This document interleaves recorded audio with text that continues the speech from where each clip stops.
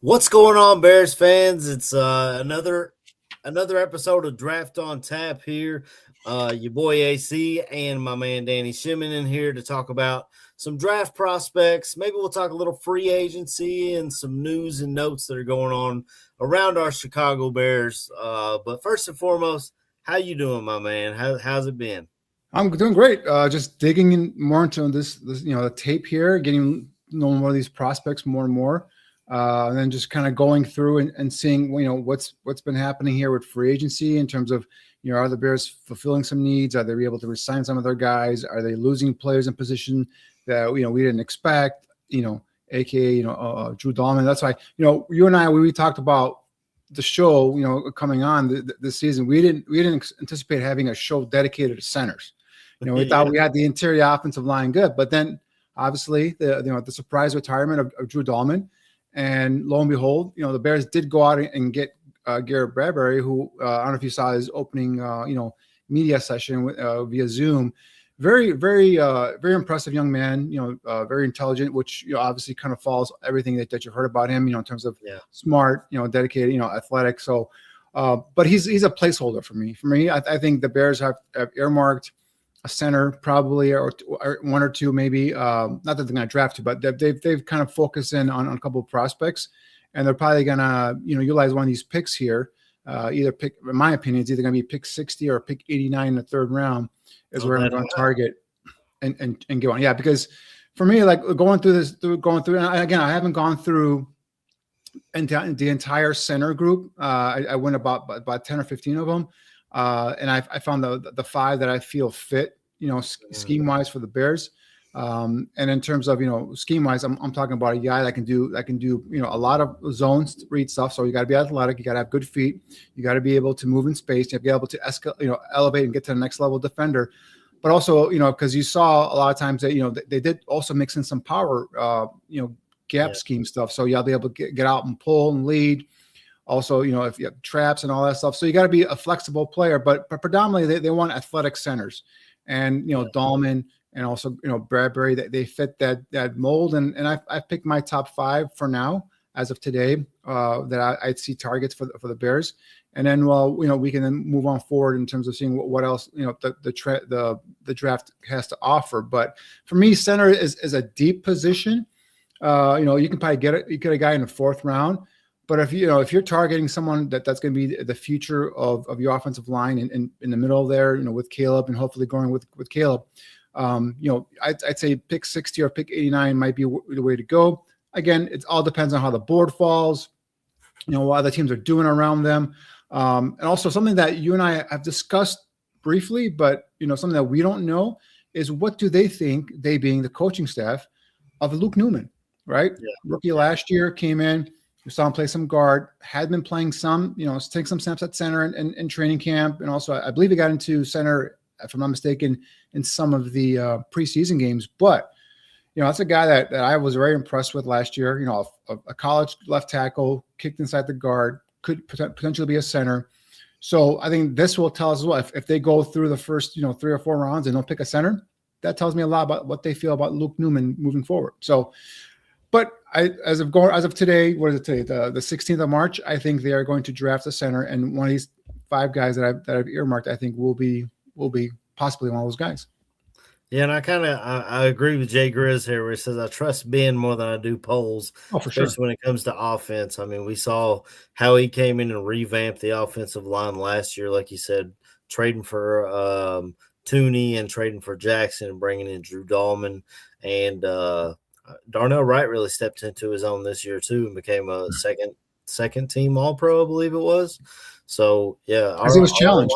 Darnell Wright was challenged. He's got a coaching staff. He's got an offensive line coach on, Dan Roshar, that challenged him and said, and Ben Johnson challenged him early on. And we saw the best out of Darnell Wright. And remember, Darnell Wright played with an injury for most of that season, right? So, he wasn't 100% healthy throughout the year. I don't think he needs surgery. I haven't heard anything about him needing surgery, but that just shows coaching matters, right? Coaching staff matters. And yes, you're right. And Poles I don't trust, but in Ben Johnson and his staff I do trust. We saw multiple draft classes of Ryan Poles. None of them had the impact that last year's class had. And what was the difference? The difference was Ben Johnson and his staff got in there and they dictated to Poles what kind of players they want. And when then, Poles and his staff, they went and they kind of identified some of the players that they're talking about. And then when it came to, down to the nitty gritty, if Ben Johnson doesn't sign off on a player, that player is not going to be drafted by the Chicago Bears. So, but yeah, so and we saw the production that the rookie class had last year for the Bears. So that's why moving forward, I expect the same thing to happen here, and I expect them, especially they've been so relatively quiet, I should say, in free agency, that I think they're gonna do a big emphasis on the draft class and filling a lot of these needs via the draft. Yeah. Well, before we get too deep into the draft, the second wave of free agency came through and we watched our secondary pretty much all leave via free agency. The big one was Kevin Byard. We talked about last week how we wanted to see him teamed up with Kobe Bryant in our defensive backfield. He gets a 1-year, $9 million deal with the New England Patriots. C.J. Gardner-Johnson gets a 1-year, I believe, $6 million deal with the Buffalo Bills. Jaquan Brisker gets a 1-year, $5.5 million deal with the Pittsburgh Steelers. And Nashawn Wright gets a 1-year, $5.5 million deal with the New York Jets. What are your thoughts, Danny? Yeah, of all those guys that left, I'm not shedding tears for any of them except for Kevin Byard. I think Kevin Byard really, I think, was someone I was really hoping that they would re-sign. Not only because of, he led the NFL last year with 7 interceptions. He's also, he's still a ball hawking safety. He's had, I believe the stat I saw was 6 or more seasons of, 6 seasons of 4+ interceptions in his career, Kevin Byard. So this guy is still productive, still making plays on the ball. And it was a modest 1-year, $9 million deal that ended up going with to New England, reunited with Mike Vrabel, who obviously was his coach with the Titans. So that hurt. That one was one I was hoping that he'd come back because, again, not just the production, but the leadership that Kevin Byard had on that team. I think that was key, and I think that's going to be missed. Now, I understand that every year it's a new team and new leaders come up and grow and develop and new voices, raise up in the locker room. But he was one I would love to see him to, come back. But everyone else, guys, the NFL is telling us what they thought about the Bears secondary last year. None of them parlayed those good seasons into multi-year contracts, right? Nashawn Wright was the first one, made the Pro Bowl, right? I believe it was a Pro Bowl alternate, if I'm not mistaken. Had 5 interceptions. He doesn't get a multi-year contract. He goes for a 1-year deal, right? Same thing with CJ. CJ came in as a filler. I think he did an admirable job coming in late in the season and giving them a presence there on defense. But again, he's someone that we saw towards tail end, the season with, especially matchup against Green Bay and some of the games against the Rams, his speed is not there, right? So, and then the Bears were emphasizing that they want speed and youth on defense. And, so basically I've been saying this all last year when if you guys watched me on B55 and Before 55, I said, Dennis Allen's doing what he can with what he has this year. Meaning this past season. So now he's got a chance to get in there and kind of bring in some of the guys he's looking at. And we're seeing aggressive young players like a Kobe Bryant, Bush, the linebacker, and, obviously DeMarco Jackson, he had a relationship with New Orleans, came in last year. We saw, he's got an aggressive temperament when he plays the game of football as well. So talking about speed, talking about aggressive, physical brand of football. And when I say that, then I understand why Kevin Byard might not have matched Kevin Byard, or there was a range in terms of where they would have matched him, because he's going to be 33 next year. And, he's not the fastest anymore. So I think, he may have lost a step there. But for me, just that leadership, I think what he provided in that secondary, in the locker room, I think it would have been something that, for me at least, worthwhile to bring him back on a 1-year modest deal. And just, and then you can still draft a guy in the, second, third round, wherever you want to pick a safety, and let him have to sit there and groom, behind Kevin Byard. So that's the only player that's left the team so far that I feel, it hurt. That's the only one that hurt. Everyone else is like, all right, thank you for your services. Good luck, moving forward with whatever team you are with now. And hopefully you can parlay that Nahshon Wright or whoever else is, Jaquan Brisker, who I was never a fan of in terms of how high he was drafted. Good luck with your new teams, and hopefully they can parlay those contracts into multi-year contracts for themselves moving forward. But none of those players, other than Byard, hurt at all for me. Yeah. I think you said it perfectly. Byard's leadership on and off the field. Every time they were heading out on the field, he was the guy rallying the troops and getting them ready to go out there and play really well. And he led the NFL in takeaways, I believe. So I was a little surprised. I was a little surprised they weren't able to bring him back. According to Josina Anderson, who was talking to Byard on the day he signed, it came down to really between the Bears and the Patriots, and he just chose the Patriots because of Mike Vrabel, like you said. I was a little surprised. I guess M. Lanera says Wright was statistically one of the worst corners in the NFL when it comes to coverage. I was a little surprised that he didn't get a bigger deal just because of the takeaways. But, yeah, a lot of times he was baiting guys or trying to bait quarterbacks into throws, and he was making awesome catches. I mean, we saw him making some one-handed grabs and stuff.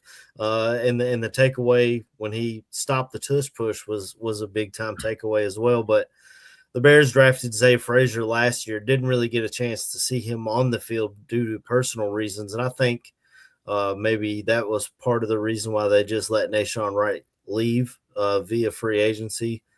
And then, like you said, Brisker, I liked Brisker, hard-hitting safety. He just couldn't stay healthy. That was his biggest issue, in my opinion. The concussions. I mean, he stayed healthy last year, but that's 1 year out of 4 where he was there the whole year and played all the downs. And again, he wasn't by no means the deep ball guy.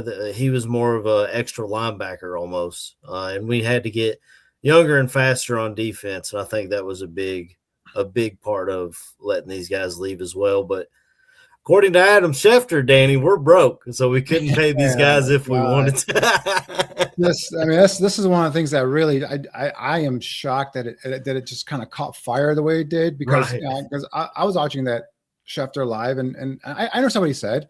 The Bears the Bears have no money in terms of cap space, right? Not in terms of they have no money whatsoever. Right. The McCaskies, I understand this is their business, this is their livelihood, and I know they're not the Jerry Joneses or the oil tycoons or Shad Khans with some of the other money they have on the side, but the Bears are not broke guys. The Bears are $1 billion franchise. All right, only going to get better, more worth more once this stadium finally is built. So that's not what he's talking about. He's talking about the salary cap implication. So, but the Bears have not yet used one mechanism that they could, if they want to. It's at their disposal. And we were talking about it earlier, AC, you and I. Right. They haven't restructured any contracts. And, everyone's restructuring contracts, freeing up cap space, so on and so forth. But what you do when you do that is you just kind of kick that money down the road. And right now, as of today, next offseason, the Bears have around $60-some million or projected to have $60-some million in cap space next year. So if you restructure someone's contract and you kind of push it off till next year or a year after, you're kind of biting into some of that cap space moving forward. So the Bears are willing to do that, but they're willing to do it. And my theory, my belief is they're doing it. They're going to do it for a particular player or players, not just for anybody. They're not going to go out there and create cap space and push contracts down the road and go get a quiddy pay or get some of these other fringe free agents that the other teams are overpaying and to bring them in, because they might be serviceable players, but they're not going to get you over the top. I think they're saving that cap space, or that mechanism, I should say, for a player or players that they feel can put them over the top, specifically on defense, right? So, just throw out there, because his name has been out there, like a Max Crosby, right? if for example, Ryan Poles admitted that they checked in on Max Crosby, didn't say how far it got or anything like that. But if it is a case where they still have some interest in Max Crosby, and Crosby potentially could be still be available, but they all want to wait until he's a little bit healthier, a little bit farther removed from his knee surgery, so he can pass a physical. That might be something where, all right, we've got a deal in place, and let's go ahead and let's go ahead and make this trade. Let's go ahead and open up cap space. I believe Montez Sweat is the one deal you can restructure. There's a couple other players you can restructure. You can open up, I believe, anywhere between $30 to $40 million worth of cap space.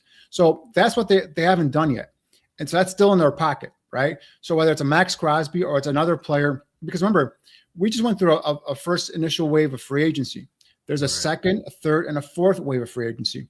The other thing is, keep in mind, guys, the Bears and some of their scouts and some of their, their player personnel, they know what's going on around the league. People around the league, they talk, and they have some stuff that you and I have never heard or we're not even aware of. There could be players that are currently on their teams that we think are safe and secure, that come the draft, if the team A drafts a player high up in the first, second round that can replace that player, you're bringing in a cheaper player, you're getting rid of a veteran, you can open up some cap space. That player that we never thought would be available could be available. And now the Bears can now pounce, whether it's, the player gets cut and they go and they pick them up via free agency, again, creating that cap space they need, or it can become available via the trade route. They could trade, pick them up either in the draft as a draft is happening, or they can get them after the draft as well. Right. So there's multiple ways, because the first wave of free agency, happened and the Bears didn't make big headlines. I think don't fret. Again, there's a couple more months here, not until when they hit in April, even when they hit June, right? I mean, when you get ready for training camp, I would not close the door on any possible veteran being signed or anything like that. The other thing is, there are a couple players out there that I have my eye on, and hopefully the Bears might have some interest in them as well. And that's Cam Jordan, 37-year-old defensive end from the Saints. Obviously, there's familiarity there with DA.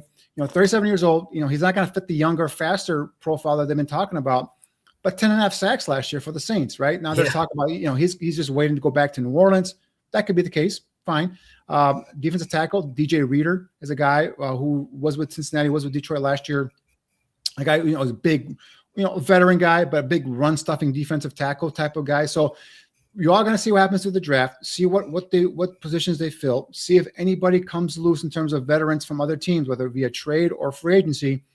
And then we start kind of judging and seeing how this roster looks. But saying today on March 16th that the Bears are done adding because the first wave of free agency, they didn't sign anybody big. They didn't sign Trey Hendrickson. They didn't sign, or they didn't go get a Quiddy Pay, or they didn't go and trade for Max Crosby today. Doesn't mean they're not going to, continue to, update this roster and continue to, improve it where it's lacking. And the one thing I know about Ben Johnson, he said it multiple times. He's not sitting on last year, what happened last year. He is going to keep pushing the envelope, keep pushing the limit, and he's going to want to win, right? And obviously, if you look at the Bears roster now and compare it to what they have or what they're facing in their own division, you're going to say, man, there might be the third best roster in that division, right? So they know that, right? They're not going to sit there and just be like, okay, we're good. Let's see what happens. We had a great year last year. Let's see what happens this year. I believe that they're going to go out there. They're going to obviously they have a whole draft class to bring in, and then they're going to fill in the fringes on the outside, but yet also hopefully, right, unless they go get a big player like a Max Crosby or some other guy that we're not familiar is available, they're going to maintain that cap space for moving forward. And that the term that Ryan Poles continues to say is sustained success. That's what they're shooting for. You don't get sustained success by killing all your cap space in the future and going for it this year, right? Because that's what the Rams are doing. Rams are just killing their cap space, moving forward. The Cowboys are doing the same thing, killing their cap space moving forward because they're going for it for this year here. So we'll see what happens until they're in training camp in July. We'll see what the final roster looks like. But there's still plenty of time. The flashy names, they might be gone, but there's going to be names that come free that we're not aware of currently here today as of March 16th. That when the Bears get them, you're going to be like, oh wow, I don't know if this guy was going to be available. So we'll see what happens. Yeah, and again, the Bears aren't broke. They just have not. They're up against it on the cap. Yeah, they said it perfectly. They haven't restructured contracts. I think they're looking at, and I talked about this on Sunday. Coming up, we have Darnell Wright's contract coming up, and then we have Caleb Williams, and in that same time as Roma Dunze, they're in the same draft class. And then the very next year, you have Colson Loveland and Luther Burden's contracts coming up too. So they'll have to make those some are good decisions. Problems, right? Those are good problems to have. Right, It means you're doing a good job of drafting, and you have young developing players that are getting good and are worth worth going in and securing to long-term contracts. Now, obviously, they won't be able to resign all those guys, but I just feel like this narrative that just caught fire this week, that the Bears are broke and that they can't afford to sign a player because of this is insane, and it's just unfortunate that some people believe certain guys on TV and they think, oh, this guy, if he's saying it must be true. First of all, Schefter's his comments were taken out of context big time. Right. And whoever started the flame, and started saying that the Bears are cheap or are broke, obviously has no knowledge in terms of how the NFL works and how salary cap space is done and all that stuff. So we'll leave it at that. Just for our listeners, I'm sure are very familiar with how everything works in the system. Bears are not broke. The Bears have the ability to go get players if they so choose so. Well, M. Lanera is asking, why aren't they going for it is the question. Don't have much more time on a cheap quarterback deal. The thing is, last year they did try. They spent it in the wrong places. They paid Grady Jarrett more than he should have got, and they paid Dio Dangbo more than he should have got. So they were, and of course, Edmonds, and they had a lot of contracts on the books that last year that they've had to clean up. I feel like they thought they were going for it.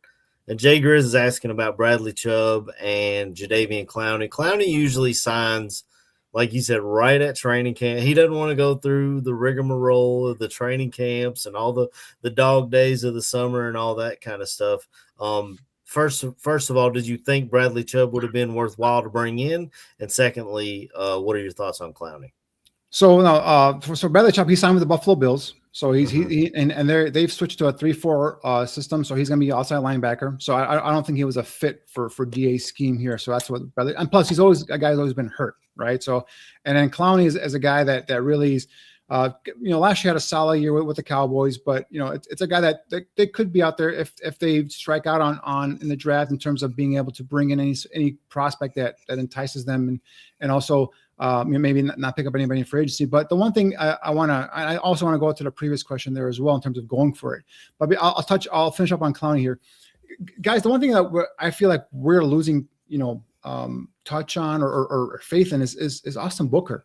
Why would you want to go get Jadeveon Clowney, who has pretty much been a okay player for a guy who came into the league with such hype? He hasn't been what he was hyped up to be, right? Other than 1 or 2 seasons here and there. But in Austin Booker, who's entering his 3rd year, right? Who we saw signs toward tail end of last year. He was one of the better pass rushers towards the tail end of last year. He ended up the season with only 4.5 sacks. He missed 8 games. It's a young guy, developing guy, right? He's a guy that can come in. I'm expecting him taking the leap there as well. And maybe the Bears are in the same situation, saying, "Hey, you know what? We got Booker here. Dale's coming back from an injury."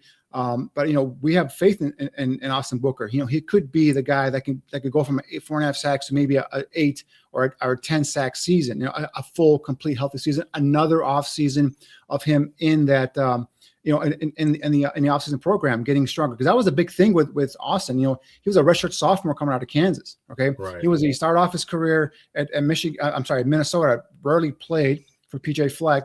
Transferred to Kansas, had a good year, 9 sacks, I believe it was, went to the Senior Bowl, declared for the draft, went to the Senior Bowl, really stuck out, but he was undersized. He was never developed. And now he's going into his 3rd season here, two off seasons in the Bears offseason training program. He's going to get bigger. He's going to get stronger. And last year, towards tail end of last year, he was a dangerous threat coming off the edge. So let's keep perspective there as well. Let's not kind of just say, all right, we'll get this new toy here in Max Crosby or Trey Hendrickson.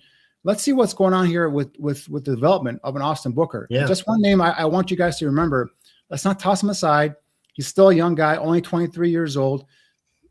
The Bears might be looking at Austin Booker as that internal candidate that could be their next 10, 11 sack guy, right? So let's keep that, keep the faith there in Austin Booker as well. So now you can always, bring in more players.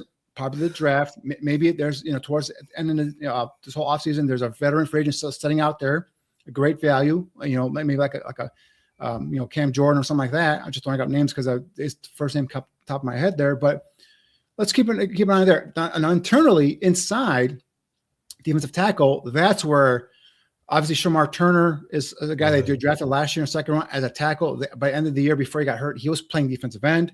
So I think that kind of tells you where they see him moving forward, right? So defensive tackle for me is more of a priority, more of a need than edge right now because of the fact of Austin Booker and because of Shamar Turner and what how they're utilizing him last year. So that's why for me, like defensive tackle is a big key, a big area of need for the Bears. And I think if they stick at 25, that might be the pick in which, or the position group that they might go at 25. So it's a long-winded answer to say, they have some internal candidates. They're not done shopping. They're not done bringing in some more players. And I'll go back to the previous question in terms of, going for on a Caleb, on a rookie contract. I saw a stat where, there's a big misnomer that teams that have these rookies on these rookie contracts should go all in and go for it. And to a certain extent, I agree with that.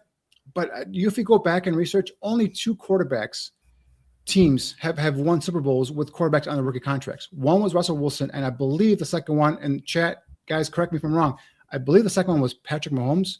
Again, just want to, but there's only 2 quarterbacks that actually have done it. So that, while it's a good theory, hey, let's go all in, let's go get every single player, and let's build up with a rookie quarterback. It's only worked twice in the entire history of the NFL, right? So, last year, the Rams were right there with the quarterback that they're playing, was it almost over $30-some million a year. So, it can be done, right? It can be done in certain ways. You just have to draft and develop good players. Okay. You can't have draft classes that your entire draft class, 3 years later is either out of the league or not even on your roster, right? That can happen. So if you want to continue to build a winning program with a winning culture, draft young players that develop and become, good, great, or even superstar players for you. And then you can fill in some free agents, veterans around them as well. So I think last year's class was a great start. Let's hopefully they put back, back-to-back good classes together. And now we got that core, that nucleus building here. And then we can start, picking and choosing some veterans to go around and kind of, fill in the blanks here and there. Yeah. Yeah, I'm hoping we get a defensive draft the way we were able to attack the offense last draft. I've got one more free agent question, and then we'll dive into the center prospects. And this is more for me. Jedrick Wills signs with the Bears after a year off, and Jedrick Wills is a hometown kid to me. He played right here in Lexington, followed Damian Harris on that pipeline to play at Alabama. Gets drafted in the top 10 by the Cleveland Browns and dealt with so many injuries. They kind of gave him a flyer deal. I think it's 1 year, $5 million. What are your thoughts on Jedrick Wills, and does he bring anything to the table? Yeah, you mentioned it. A former top 10 pick out of Alabama. He's only 26 years old. He's 6'4", 312 pounds. His unfortunate thing was injuries. He's never been able to stay healthy, right? Yeah. And that's what kind of plagued them with the Browns. So. And then he went, I don't know if you guys caught his introductory press conference. He went into details in terms of his injury last year because he sat out all of last year to recoup they called it a knee injury. He had a torn meniscus, right? So everyone's like, whoa, he's sitting out a whole year to recover from a torn meniscus. But it wasn't just a torn meniscus. He had his femur bone come off his hip. He had to reattach it to the hip. So I don't know if that was part of the injury or if that issue there, because I think he mentioned something in terms of it might have been born with something like a misalignment or something like that, and eventually just kind of wear and tear of football. So that was a huge injury, right? So that they repaired the knee, they fixed they reattached his femur to his hip. So he took a whole year off. And yeah, you're right. The Bears are taking a flyer on a former top 10 pick, still only 26 years old. And I think, we were talking about some of the depth in terms of, at guard. He was a guy that could play left tackle, had played left tackle for Cleveland. But if you need depth, you can always kick him inside, left guard or something like that as well. So it's a flyer to take. I think it's a gamble worth taking. They're not counting on him. They're not saying he's their starting, left tackle day one, right? So they're going to kind of throw him in there with a bunch with Braxton Jones, with Theo Benedict, with Karan Amagaji, and then Wills, and see which let the best man win. The one thing with with left tackle. And I don't know, everyone wants a stud left tackle, and I want a stud left tackle as well, as like, protects the blind side of Caleb Williams. But the only thing we learned last year with Ben Johnson is he could scheme around a left tackle. He could scheme around. He can give him chip. He can protect. He can find ways to go ahead and kind of win with. Because remember, we had 3 or 4 different starters at left tackle last year between Ozzie and Theo Benedict and some of the other players, and Braxton early on in the season. So, I think as long as someone gives you good, solid play, it doesn't have to be spectacular, doesn't have to be all pro play, but good, solid, consistent play, which I think Braxton Jones, if fully healthy, is capable of doing that. Right? Will he get power rushed? Probably, right? And then a lot of things with Braxton was his core strength was never developed, right? And early on in his career, came in, coming out of a small, Division II school, we give him some time to develop. And obviously, unfortunately, he got injured 2 years ago. At the last game of the season in Green Bay, it was a gruesome. He broke his ankle basically, and he wasn't fully healthy last year. And I think just putting him up there, starting off early on in the season, he was going up there at 60, 70%, in terms of his health, right? So give him a full season of off season in terms of getting stronger, getting healthier. Let's see what 100% Braxton Jones will do. Maybe he'll still get beaten. Maybe he'll still get power rushed, by a bull rush, in terms of on the outside and edge. But Ben Johnson now knows be able to scheme around him, protect him, whether it's a chip or help or whatnot. And I'm not worried about that, because I think between Braxton Jones, Theo Benedict, and maybe even Jedrick Wills, I think we'll all find someone in there to kind of hold that spot until Ozzie Trapillo comes back the following season. Awesome. Well, we got a couple of questions in the chat, but I kind of told them we'll hold off on that till the end of the show. Let's just hop right into this center position. You gave me your list, your top 5, so I'm going to flash it up right here. Go ahead. Your top 5 centers, number 1 is Sam Hecht out of Kansas State. Number 2 is Jake Slaughter out of Florida. Number 3 is Logan Jones out of Iowa. 4 is Connor Lew out of Auburn. And 5 is Matt Golbin out of Michigan State. Take it away, Danny. What do you think? Yeah, so as we talked about earlier, AC, that I was not expecting, as we kind of laid out the weeks of draft on tap in terms of the position groups we're gonna focus on. Center wasn't one of the position groups that you and I were talking about. Yeah. But with the Dahlman retirement, obviously they picked up Bradbury, but I think Bradbury's more of like a stopgap kind of a center for next year. I think they're gonna go and get someone in the draft and to be their future center. And we talked about, well, what does Ben Johnson like in a center? Well, he likes someone that's able to anchor. Meaning, if a bull rush comes in his face, he can at least, be able to maintain himself between, the quarterback and, the defender that's rushing him. You also want someone that's athletic, being able to, move laterally, maintain your blocks as you're moving laterally on those outside zone plays or inside zone plays. Also be able to elevate to a next level defender, whether it's a linebacker or a safety, and latch on and be able to seal and pin that second level linebacker and give your running backs a lane to get behind them and get down the field. So we're looking for athletic centers, guys that can move in space. While they're not big, lumbering, powerful guys, not necessarily guys that reset the line of scrimmage with power, these are more athletic guys that can move laterally and can elevate vertically and get to those next level defenders. And the top guy there is Sam Hecht. And you may have seen, there's a local report here that the Bears had a big contingent of scouts and personnel people down at Kansas State's Pro Day to watch, in my opinion, Sam Hecht. But this is a 2-year starter. For the Wildcats, had played 42 games, has 25 career starts at center. 2025 was an all Big 12 first team voted by the league coaches, measuring at 6'4", 303 pounds with 31.58 arm length. Arm length for me with centers is not that big of a deal. Obviously, the longer the arm length, the better. But sub 33 or sub 32, I should say, arm length is not a big deal for centers, right? Moving forward. Right. So the one thing I talked about is athletic ability. Now he ran a 5.10 40, which is, I really don't look at that number. What I look at is the 1.73 10-yard split. And again, that comes into effect when he's asked to come out and pull. If they're running some sort of gap power scheme, that's asking when he's moving to the next level and reaching that second level linebacker. So that 1.73 fits that athletic ability that you're looking for in a center. So solid size, again, with an athletic frame, easy mover in space, uses his hands well to gain leverage, to control and wash defensive tackles off the picture, explodes out of his stance and easily gets around the edge to lead blocks, to lead block and reach the edge defender on pulls. Okay, can chip in or release to a second level defender with ease. Lateral agility to shuffle and slide while maintaining body control with defenders. Athletic enough where he can kick out and block the edge defender in pass protection.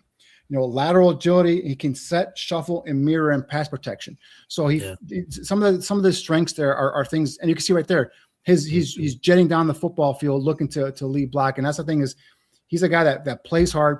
You always see him running to the running back. You always picking the running back up off the ground. So, that kind of stuff that, really sticks out on the little things, right? They really stick out on tape, especially once the coaches get into this stuff and start watching this kid play.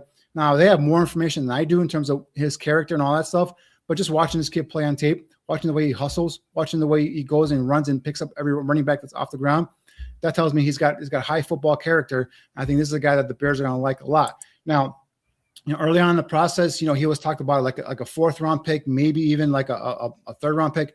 I think he's moving up. I think a lot of teams that have a need at center, especially teams that run this, run the wide zone or zone scheme, predominant zone scheme, they're going to have this guy earmarked. So if the Bears want to jump the gun and maybe if they like Sam Heck that much, that's why I've said maybe pick 60, right? Yeah.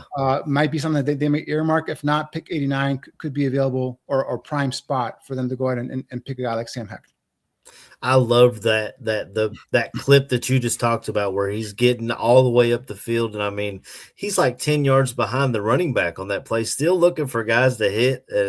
You got to love that out of your offensive line. Coaches love that stuff. When coaches sit down and watch these prospects, remember, a lot of these coaches haven't seen these guys play at all, right? And when they put a clip on and they see that right away catches the coach's eye, especially like an offensive line coach or a head coach like a Ben Johnson, where that run game is important and that football character is huge. And, he doesn't touch anybody, but he's sprinting, how many 34 yards on the field, doesn't block anybody, but it's that football, character. It's that want to, it's that competitive toughness where it shines on that type of a play because, he's going to get down there in case he has a chance at chipping somebody or just, bumping a defender and allowing his running back to maybe extend the play another 5, 10, 15 yards.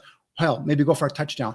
That's stuff that coaches love, and that's stuff that you see all over Sam Heck's tape there at Kansas State. Yeah, there's all kinds of effort. The next guy is Jake Slaughter out of Florida. I'll put the tape on and let you talk, man. Yeah, this guy's a little bit different. He's a bigger body center, right? So this guy for me is scheme versatile. This guy can play. He's athletic enough to be a zone center. He's also a big and strong enough, in my opinion, to be a gap center. So this guy, multiple teams might be interested in a Jake Slaughter. But 6'5", 303, 32 and 3/8 arm length, 10-inch hands. Again, that 10-yard split for me is very, very important. 1.74 10-yard split, 32.5-inch vertical at 6'5", 303. That's impressive. That shows some of that lower body strength there. This guy was a highly recruited kid. He chose Florida over schools like Auburn, Arkansas, Missouri, and Florida State. 3-year starter at Florida. So he's got the experience. He's got 33 career starts. A 2-time All-SEC first-team member, right? A team captain in 2024. So he's got those leadership traits that you look for. And a 4-time academic SEC honor roll. So that tells me this kid's got a brain in his head as well. So he's a smart kid. Obviously a touch on his positives are size and length, right? Efficient mover with short area quickness, as we touched on with his 1.74 10-yard split. Lateral agility, with the leg drive that can get defenders, on the retreat. Can strike and steer defenders, can get, out and pull comfortably in space. So going back to what I said initially, he's got the ability to do power stuff. He's got the ability to be athletic and do some inside zone and outside zone stuff as well. Athletic, can flip his hips in the gap and seal off any sort of backside pursuit from a defensive tackle. Can reach block those interior 3 techniques. That's huge for the kind of scheme that Ben Johnson runs, where he wants the centers to be athletic enough to be able to reach and block a 3 technique. That, remember, it's lined out, typically lined up outside the shoulders of the guard. So you got to be able to move laterally and be quick and explode out of your snap. Slaughter has that. Solid pass pro, good awareness to look for work. What I mean by that is, he doesn't just sit there and say, all right, I have nobody to block, I'm just going to stand here and look pretty. Right. He looks and sees left or right. Is this guard in trouble? Does this guard need help? If he does, he goes chips and he knocks that guy out, off that block as well. So, this is a guy I think is getting more and more recognition as the process went on. That size and that kind of athletic ability. I think a lot of teams now are like, all right, this could be another guy that they can earmark. So for me, he came in at number 2 on my list. Just that ability to be able to scheme diverse, being able to do gap if you need to, and to be able to do wide zone as well, I think kind of puts him up. And then obviously the size, the length and all that stuff. I think that's something that kind of gave him a little leg up there over my third guy. But definitely a guy that I think is very, very intriguing. And either one of these guys, whether it's Hecht or Slaughter, actually, I think it's Slater. I think I'm mispronouncing your last name. It's Jake Slater. So, or is it Slaughter? You're an SEC guy. That's how Slaughter is spelled. So, okay. All right. So maybe I wasn't right. Maybe I was right. All right. So I'll go with Slaughter. So we'll go there.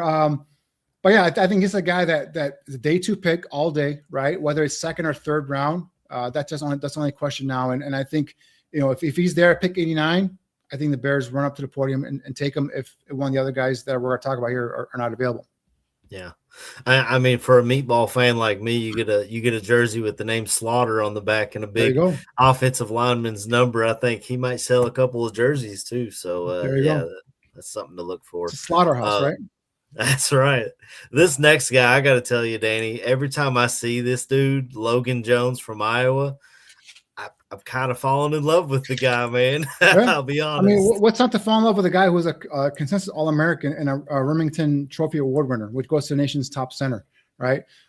Again, Iowa is a factory, if you will, of offensive linemen. I'm sure if Tuch is listening, he's going to go ahead and vouch for that for me there. Logan Jones, talk about an athletic guy with some solid size, 6'3", 299. Shorter arms than the other two guys, are only 30 and 3/4. But again, that's not that big of a concern for me. Right. My big thing is athletic ability, right? He's 6'3", 299, had a 1.75 10-yard split, a 32-inch vertical, and a 9-foot 2-inch broad jump. All right. He in high school, he played both sides of the line of scrimmage. Actually, I'm sorry. In high school, played both sides of the line of scrimmage. It was defensive end, defensive tackle, and offensive tackle. He also lettered in track and basketball. Okay. So this guy is an athlete, right? Started at Iowa actually on defense. And we saw the last clip there where he's burying a guy, finishing his blocks on the sidelines. He's got that defensive lineman kind of mentality there to him, right? Switched to offense in 2022 and has started at center ever since. He's got 50 career starts at center, okay, a 4-year starter, a team captain, and he's got some nasty to him, right? We saw that clip right there. We might see it again here coming up where he finishes a guy on the sideline. So, again, good athlete, athletic frame, quick off the snap, moves like a tight end. Foot quickness and recovery speed allow him to be able to get back at a defender, even if he overruns him, right? Excellent hand placement to seal, twist, and turn defender. Keeps the feet moving on dual blocks to be able to create movement. Can get some guys, on their heels there in terms of defenders. Athletic enough to, if you ask him to pull and come around the edge and be a lead blocker for a back, he can do that as well. So it gives you some of that gap and some of that zone stuff that we talked about earlier. This guy for me it's tailor-made for a zone scheme because his ability to chip and release on those second level linebackers is probably one, if not the best in the entire draft class.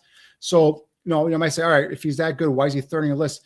Third on the list because size-wise he's not there. He's under 300 pounds, shorter arms, but he's athletic as heck. So this is a guy you might get that pick 89 in the third round. You might get him in the fourth round. We'll see. But I mean, he's that's why he's physically, the traits aren't there with a couple of the other two guys, the first two guys we talked about. But the athletic ability is there. The tenacity is there. Remember, former defensive lineman. He's got that mental aspect of being a defender, to finish his blocks. And I love that about him. Athletic enough to get to that second level linebacker and be able to bury him, finish him, lock him up, steer him, all he needs to do. So, and again, comes from a great program in terms of developing offensive linemen in Iowa.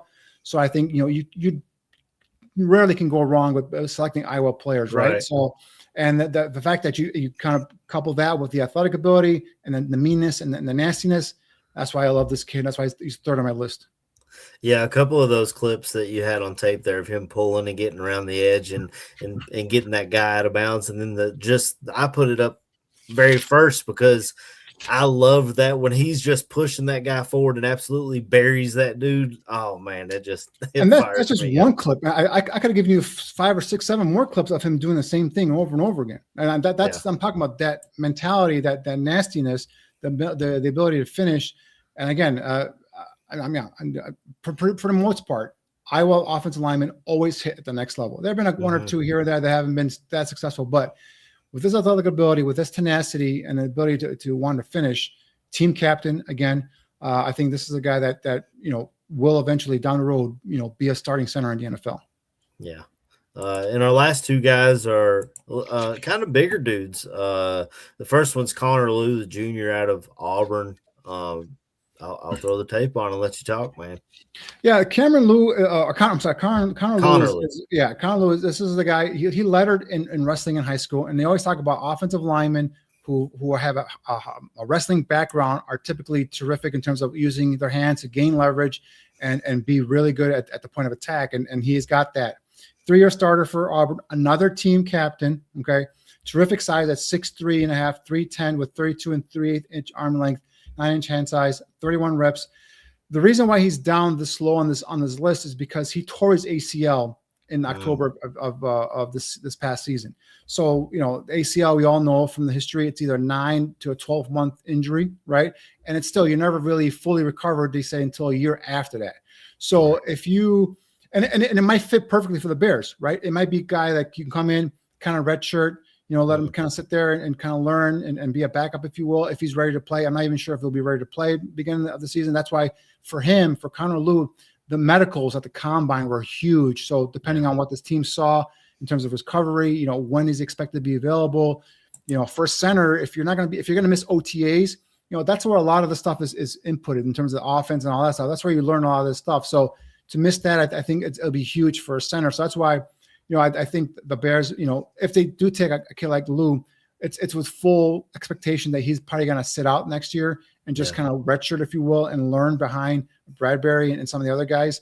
So he may or may not be available to contribute right away. And again, I don't have access to his medicals, so I just can go by what history tells me. And history tells me that if you tear your ACL in October, you're probably not going to be ready to play until October, maybe it might be a couple months before that, right? So now you're hitting it up right up against the start of the season. Does that mean you missed OTAs? Does that mean you missed a big chunk of training camp? What happens? Did he put you on a PUP list where you missed the first 6 weeks of the season? A lot can happen with him, right? And that's the reason why he's low on my list here. But I love the fact that he's got the wrestling background. 3-year starter, team captain, 3-year starter in the SEC. That's huge, right? Yeah. The size I love as well. Strong hands, can latch on, twist and turn, and nose tackle. Active hand, strikes quickly, and will continue to work and reset.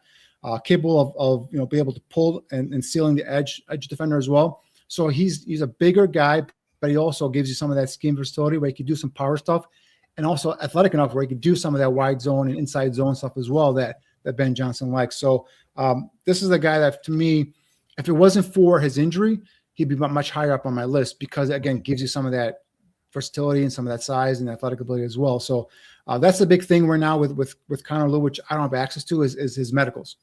Is he going to be someone that's going to be redshirt the entire year? Could it be on PUP list to start off the season and then come on middle of the season? But then again, if you're a center and you miss the entire off season program, I get it. You're there, you're listening, you're learning, you're up on the whiteboard and all that stuff, but you don't get any active snaps, any active reps.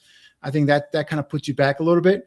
So that's why, it's unfortunate, but that's what we're dealing here with Connor Lew. But size, athletic ability, again, the wrestling background, and a team captain, a 3-year starter in the SEC. This is a kid that if you do get him day 3, if he drops that low because of the injury or because of the unknown or whatever, I think it's a steal. You put him on ice for a year, let him sit there and learn, and then next year he comes in and competes for a job.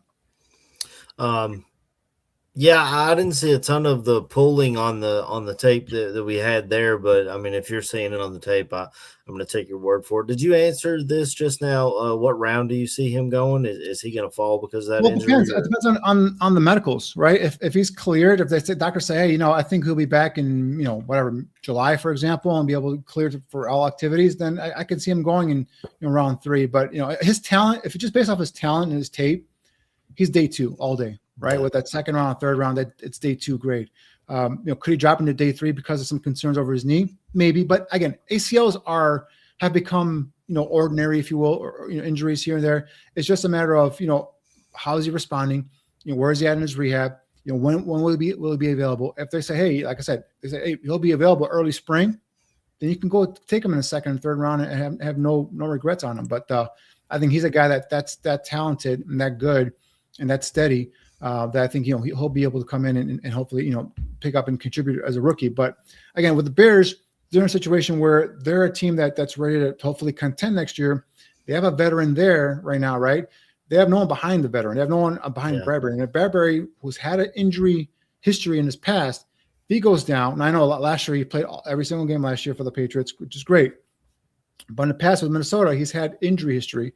So you're going to need someone that's going to be available and ready to step in if, you have no other option, right? So, but then this is where we talked about Luke Newman. Could you draft a kid like Connor Lew, knowing the talent, knowing the physical ability he's got, and kind of, put him on IR, if you will, for a year, and have Luke Newman as your backup center if Bradbury goes down? These are all scenarios and options that the Bears could have. It just, we don't know how they feel about, Newman at center if needed in a pinch, an emergency. And the other thing we don't know is Lew in terms of rehab and where his knees at in terms of this process right now. But obviously he didn't do any sort of on-field drills, won't work out because he hasn't been clear for that kind of stuff. He did do 31 reps on the bench at the combine. So we talked about some of that strength he's got. So, that goes there. But I do like this kid. I do like his prospects. I just don't know where he's at right now in terms of his injury. And a true junior, so he's still pretty young. He's got age on his side. I don't know how Bears fans would feel about Ryan Poles drafting another. That's the other thing, right? Another guy I can see the headlines right now: a damaged goods, second round, third, or whatever. So but the kid is talented. The kid is good. Now, is he the ideal fit? Like say a Hecht or a Logan Jones or even a Slaughter is for me. It's it may not be. It might be more of a guy that you kind of look at and say, all right, I can see him do that, and I can see him getting better. In terms of some of the outside reach zone stuff like that. So he's not as athletic laterally as some of the other guys are, but he does have enough where I can think he can get by at the next level.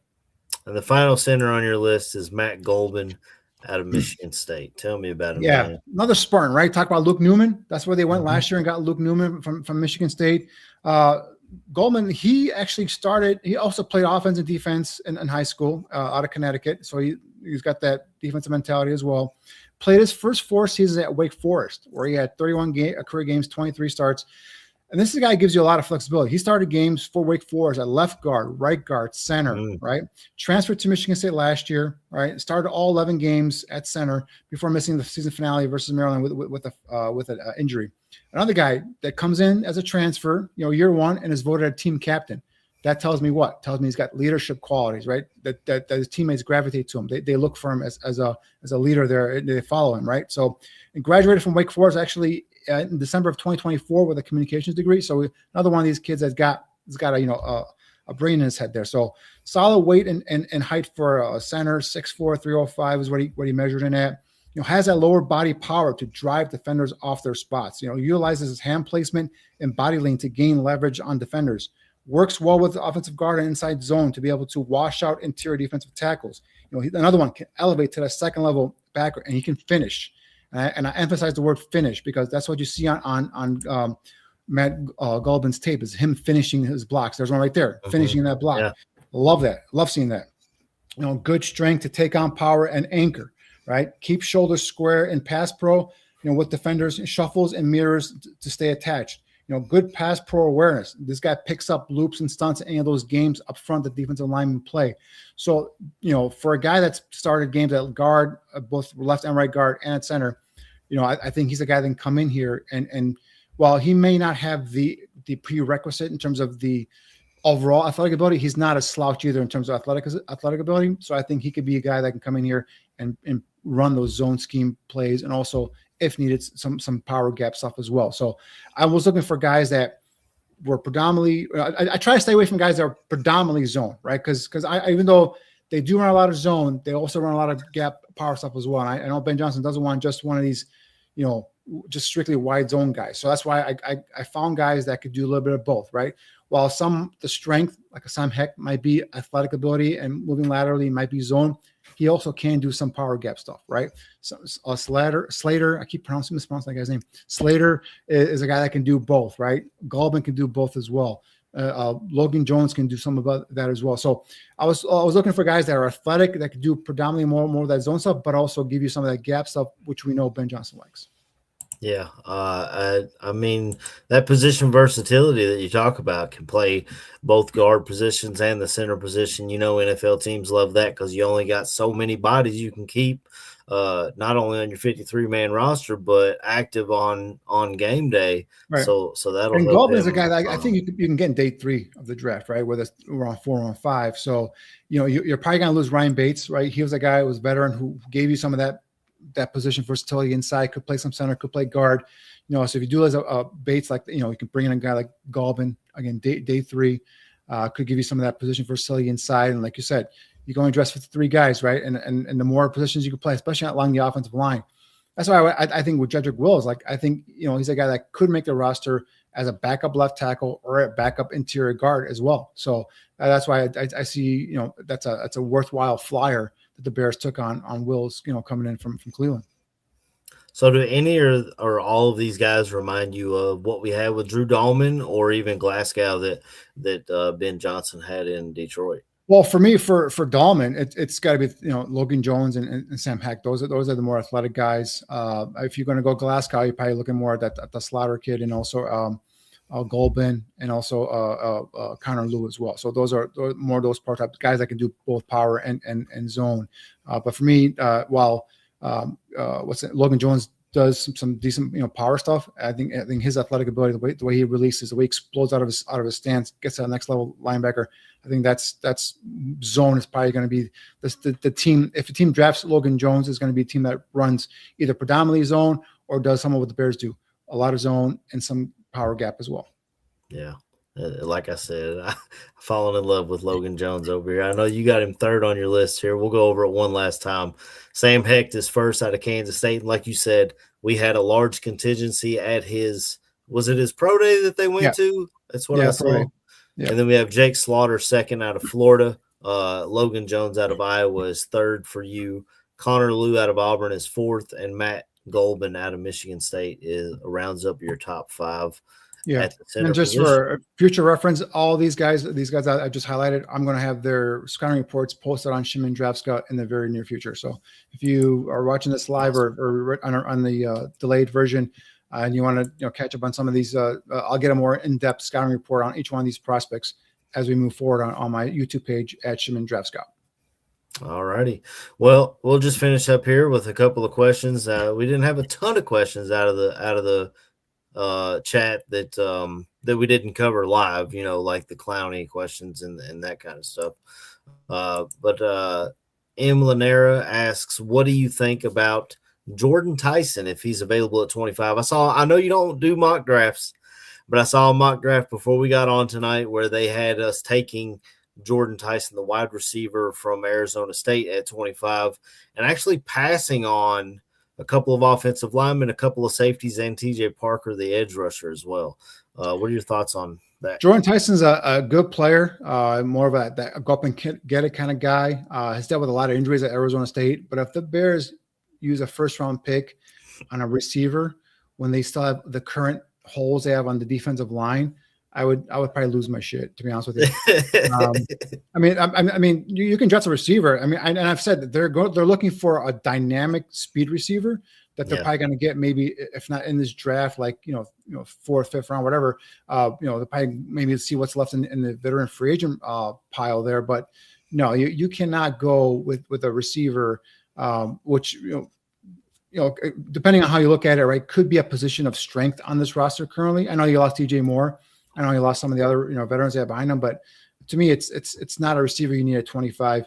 You need a defensive tackle or offensive tackle, or if you're going that way, or an edge guy. You just cannot, even though I don't pick safeties. I don't like safeties in the 1st round. Right. I would take a safety before I take a receiver. In that 1st round. Now, if a Mekhi Lemon drops to me at 25, talk about a guy who's tough as nails, who will knock your head off as a blocker, who can run some of that inside, in terms of like the slot. You got me, piquing my interest there. But no, defense. I've always said this from day one. Those who follow me all throughout the years know if your offense and defensive line suck, your team's going to suck, right? Yeah. Right now, the offensive line's got some holes in it. I don't think they suck. I think they're going to be okay. The defensive line has got tons of holes in it, guys. Mm-hmm. And Yeah, I understand. Everyone wants to edge rush. I want defensive tackles. I want guys that can stop the run, that can collapse the pocket, because that's the fastest way you can put pressure on quarterbacks, right? Edge guys, they get all the money, they get all the fame, and yeah, they're very important. But a quarterback, if there's no pressure in his face, I don't care if you have, Terrell Suggs and Michael Stray on the outside.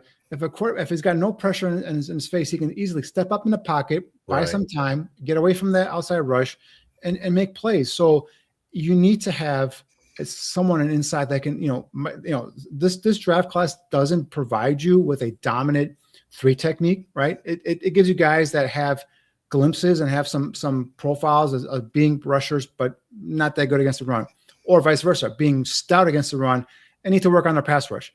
But for me, if you're going to go that way, I would go with the guy that can help get in there day one, help take on blocks, can help collapse the pocket, stuff the run game there for the opponent, and at the very least, take up blocks and allow my linebackers, my 4-4 ring linebacker Bush to go get hit the hole and make tackles in the backfield, or DeMarco Jackson, or whoever else he has back there. So to me, the way this team is built right now, you got it. The first pick, if you stay at 25. It's got to be on a defensive line. Yeah. And that's why we started Draft on Tap. The first 2 positions, we went edge rusher and defensive tackle, because to us and to most Bears fans, I would say, that is the part of the team that we need to attack is on the defensive line. You can go back and check that out right here on Barroom and Shim and Draft Scout on YouTube. We've got our the defensive tackles breakdown. I believe Caden McDonald was your number 1, if I can remember correctly, just off the top of my head. Yeah, Caden McDonald from Ohio State, and I'll have his scouting report posted here in the next couple of weeks on Shimon Draft Scout. But yeah, Caden McDonald and then Lee Hunter. Those are my 2 guys that on pick 25, if they're there, one of those 2 guys has to be the pick, in my opinion, right?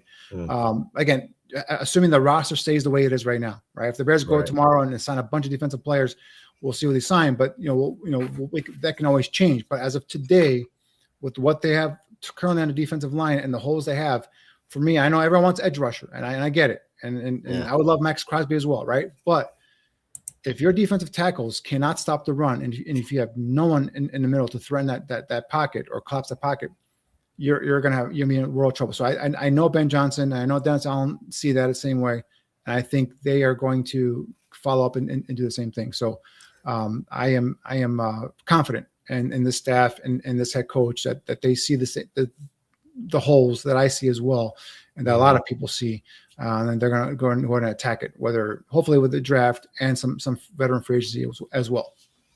Not to throw us too far off course, but while we're talking defensive tackles, a guy that I was really loving, amazing size and pretty good speed, Caleb Banks broke his foot. We knew he got injured at the combine, but we did not know how severe that was, and apparently it's a broken foot. You said it right here on our airwaves. He's the biggest boom or bust prospect that you saw as the defensive tackle position.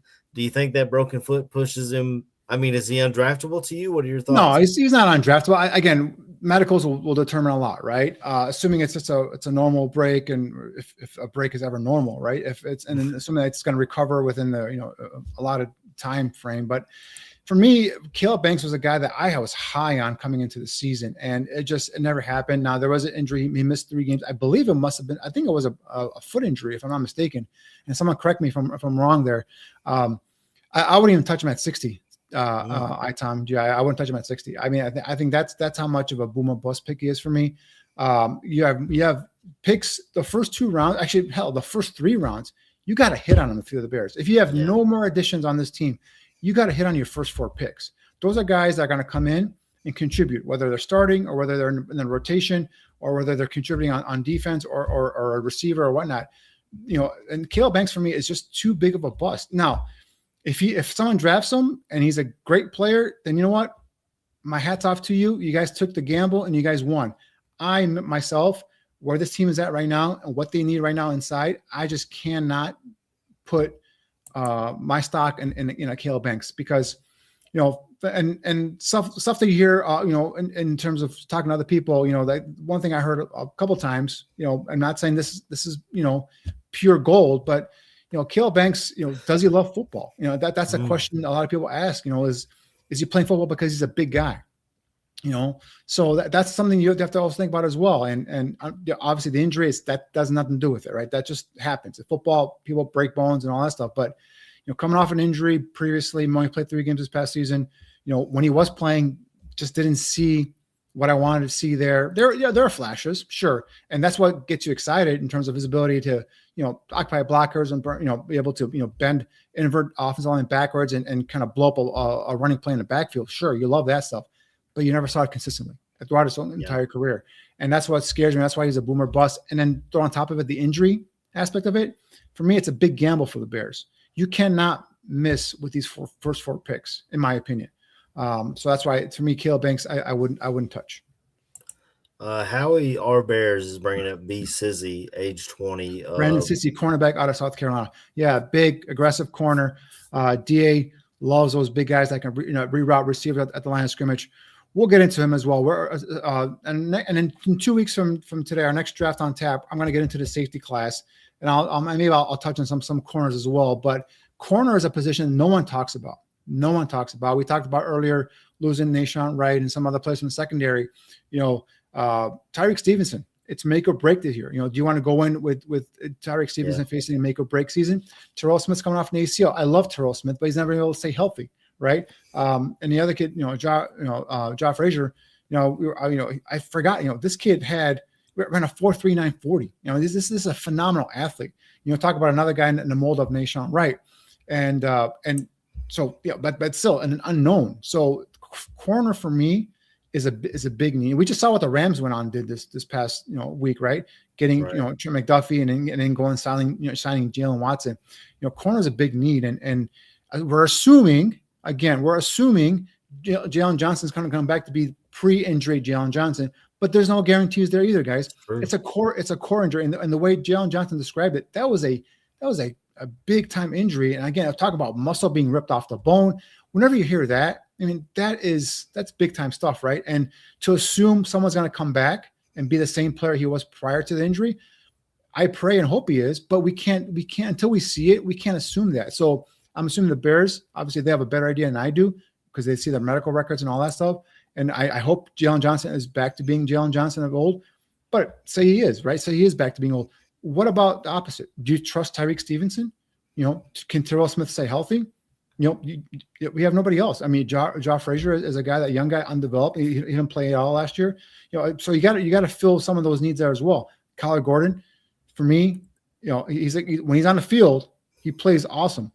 But he's never on the field. I believe he's either one full season, healthy season that he's played every single game. And someone in the chat, if you guys can look it up, correct me if I'm wrong, but that's the thing about Kyler Gordon is like when he's on the field, you can utilize him. He's a weapon, and Dennis Allen knows how to use him. We just saw in those playoff games the way he utilizes them, and especially against the Rams and the Packers. But he's got to be on the field. So corner is a sneaky, neat position for the Bears, whether they go get one from Fred or in free agency or they go pick one here in the draft. So at corner, we're going to talk about corners here. Obviously, we'll talk about safeties as well. I think that's a huge need, especially with Kevin Byard being gone. I do believe the Bears will draft 1, maybe 2 safeties in this draft. It is a deep class, right? So you can get one in day 2, and you can also come back and kind of double up and get one in day 3 if you'd like. But we'll cover safeties in 2 weeks from today. We'll do end up dive into the safeties and touch a little bit on the corners as well. Yeah, we're getting tons of people in the chat now. Slim Bo Boogie's bringing up a bunch of names. Isaiah World out of Oregon, he's got him as a sleeper pick at offensive tackle, and DJ Campbell from Texas for a guard. Is that pick 239? You saying is he saying pick 239, which I believe is 7th round? Seventh round. 7th round. I'll take a gamble on Isaiah World because he's got the physical traits you look for in a tackle. Slim. But he's been very disappointing. And another guy where the whispers are how much does he love football, because he should be better than what he's putting out on tape, right? And even Oregon, they're a little bit disappointed in terms of what he did. But yeah, if you're taking a flyer on it, and I don't have his measurables here in front of me, but I believe he's like 6'5", 6'6", and over 300 pounds with long arms, so athletic as heck. So Isaiah World with pick, 7th round, depending on what you're doing there at what you've done so far in the draft, it may be a good position to take a flyer on. Remember, the Bears, if they do trade down from 25, that's I think topic. I think a lot of people have asked me is like, do you trade down? It depends, right? It depends on how the draft is going. Also, When are you getting to trade down? To trade down just to trade down might not be worth it, especially if you're looking for a interior defensive tackle. Because for me, the tackle spot thins out, in the late second and obviously third round. So if you're going to take a defensive tackle, first round or early second round is where you do it. So it all depends on what the run is on that position or whatever position group you're looking at. So, but if you do trade down, you could recoup some more picks, and you could take flyers on kids like Isaiah World. Yeah. All right. We got one more final question. Best Meat Marinade is asking why the Bears cannot develop the defensive line. We've seen Dan Rochar be able to come in and revamp the offensive line and really fix those guys. We've seen receivers get better under Antoine Randall. Running backs got better under Eric Bieniemy. What's the deal with the Bears not being, in your opinion, with the Bears not being able to develop our defensive line? Honestly, I think they made bad picks. I think Gervon Dexter is a guy that's always kind of flash and shown promise, but he's never really put it all together, right? So, that and obviously Zach Pickens was already been cut. A 3rd round pick has been cut. We talked about last year's class in terms of Shamar Turner, they drafted him as a tackle, kicked him out to end. I think that's probably where DA wants him to play most likely. So we'll see how that goes. He's coming off an ACL as well, so another one that's going to have to be some time to see how he develops there. But I talked about this guy earlier, and no one, and everyone seems to have forgotten about him. Austin Booker. They're developing Austin Booker, right? And everyone wants to go get Max Crosby or Trey Hendrickson or this guy and that guy. Austin Booker is developing, guys. And is it at the pace that we all want it to be? Is he a 12-sack guy? Not yet. But remember, it's the 2nd year. He's going to his 3rd year now. He missed 8 games last year. Okay, yeah. He missed 8 games. And when he came back, you felt him. You felt his presence. Yeah, sure, the sack numbers weren't there, probably, right? But you felt him making his presence felt. You felt him on the opposite side of Montez Sweat. And I think Austin Booker is a guy to keep an eye on. Don't give up on Austin Booker, guys. Do not give up on him, please.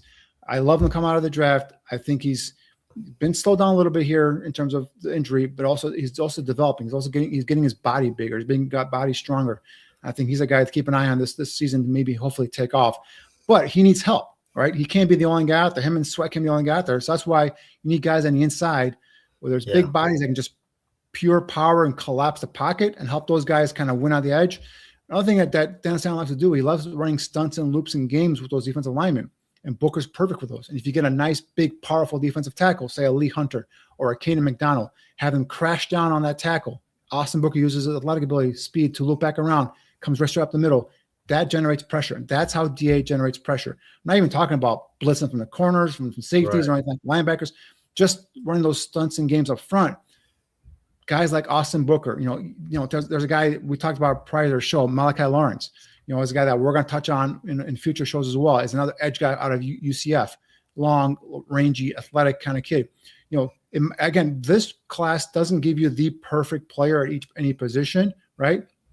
But they could give you a guy like a Lawrence that could give you some of that athletic ability, like a Austin Booker, stuff like that, right? So for me, if they pick 25, it's got to be a defensive tackle. If those guys are gone, the next best for me would be a guy like Jedrick Wills, who I think is a 20-year-old developing young edge guy. Right now, better run defender than a pass rusher. And I think he's got all the tools. He's got all the physical traits you want in an edge defender for a DA system. And again, 20 years old, going to be 21 this season. He's a better run defender, guys, than a pass rusher right now. And so all it means is you just got to coach him up. You got to get that pass rush arsenal to be a little bit better, and you got to have a full-blown defensive end there, starting there. So Jedrick Wills, kid from Auburn. If the defense tackles are not there, is a guy to keep an eye on. I also love TJ Parker out of Clemson as well. And you can catch both those scouting reports up on my Shimon Draft Scout right now as we speak. Absolutely. Again, I know you don't follow mock drafts, but I've been seeing Jedrick Wills not being in our range, at least in the mock draft. I'm telling you, this kid, the more you watch him, and it doesn't surprise me because, again, another one of these guys that was my Shimon top 5 edge players coming into the season, coming off a 7-sack season last year. I expect him to take the next step up. For whatever reason, Auburn was a mess this year, right? And obviously Hugh Freeze was fired, the coach was fired, and all that stuff. So we don't know what happened there, and that's where the scouts go to these school visits, and they find out what's going on, what are some of the reasons why for different production.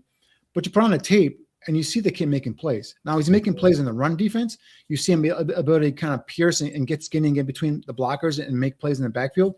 You see him when he's allowed to go and kind of run free and get after the quarterback. You see him, pressure the quarterback. Doesn't get there for a sack, but he provides pressure. So I love Jedrick Falk, and I love his physical attributes, and I love the promise he shows. Again, guys, just 20 years old, a guy that can develop here in your system.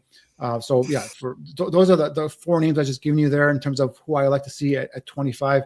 Again, if those guys are available, and if the Bears stick at 25. Absolutely. All right. Well, I mean, so don't give me Jordan Tyson anymore. I don't want to hear Jordan Tyson. Okay. Not first round. Yeah. Slim Bo said he thinks they're going to go off. They may go offense in the first. I think they got to go defense. Offense. Curious. Offense. What? Offensive line. Offense. What position are you talking about? Offense. He just said because I can see them going offensive line like a Caden Proctor or Lamu from Caleb Lamu from Utah. A tackle could be out there. I can see them falling in love with that. I don't see them going. I don't see him going interior offensive lineman at pick 25, but I could be wrong, depending who falls. Spencer Fano was the kid out of Utah. Was a lot of guys, had him in the mock. You talk about the mock drafts. There's going top 5. Well, guess what? He measured at his arms are not tackle arms. So now he's going to get kicked inside the guard, and he's dropping. So, will he drop to 25? I don't know. But again, I don't see him as a tackle. I see him more as a guard. Some of him had him talked about playing center. So you go from being a starting right tackle. He's played left tackle and right tackle at Utah. Was playing right tackle this past year, and his teammate Caleb Lamu was playing left tackle. He's a guy that could be available at 25, a left tackle prospect. But also another guy that you have to deal with in terms of not the ideal physical traits and so on and so forth. So for me, I think for them to go offense, it's got to be a slam dunk guy that fell for some reason, whether it's injury history or something happened right before the draft, who knows? But I just don't see them going offense unless it's a Caden Proctor at left tackle. But again, you've brought in some veterans on to kind of fortify left tackle for at least a time being, because I do believe Ozzie Trapillo is their left tackle in the future. I do believe that, and I know a lot of people don't believe that, but I do believe that. And I think the kid acquitted himself well for someone who was kind of thrown in there as like a last minute resort there, but. So I think Ozzie Trapillo is their left tackle. I think they are going to just kind of bide their time this year, whether it's Braxton Jones or Jedrick Wills or Theo Benedict. And I think so. That's why I don't think they're going to draft a left tackle. I think they would, preferably get a center and build a defensive line and their front 7 with the draft. So we'll see what happens. But offense, it's got to be a special player for me to forego a defensive player and pick him. And there's no one. Off the top of my head, guys, I can't think of an offensive player that would drop that far that I'd be like, all right, let's bypass these guys and let's go get Jeremiah Love. Let's get it going. Oh, that's different. Ben Johnson would love Jeremiah Love, but he's not even coming out of the top 5. He's not. So that's why the Chiefs went and signed Kenneth Walker, because they knew, because remember they were going to sit there and the Saints signed Travis Etienne, by the way. That's how it's pronounced. Etienne. Yeah. Because they knew, because those 2 teams were kind of jockeying initially for Jeremiah Love, but he blew it away. Yeah, Jeremiah Love is going, if not 3, he's going to 4. If not 4, he's not getting past John Harbaugh and the Giants at 5. I guarantee it. Yeah, he definitely. That would be a guy. That'd be an example of a guy that I would. All right, let's go get him. Go get him, because Ben Johnson. That's Ben Johnson's Jahmyr Gibbs. That's the way that is. Yeah, he's a great prospect. He killed it last year on the field, and then he's killed every step of the draft process since then. I heard him on Rich people don't know, and I don't know if people saw this on TV or not, but after he ran all the running back drills, they asked him to run receiver drills, and he ran receiver drills. So he's that type of a dual threat. He's a guy you can line up in a slot as a receiver on the outside. And obviously a running back as well. So that's why teams absolutely, no pun intended, love Jeremiah Love. Yeah, but he won't be there for us. It's a pipe dream. So you guys heard it here first. Danny said in a couple of weeks we'll come back. We'll talk about defensive backfield, corners, safeties, take questions from the chat again. Until then, like, comment, subscribe to the Barroom Radio Network and to Shim and Draft Scout on YouTube. Hit the notification bell to tell you when we go live. But until next time, Danny, we'll just leave everybody with a bear down.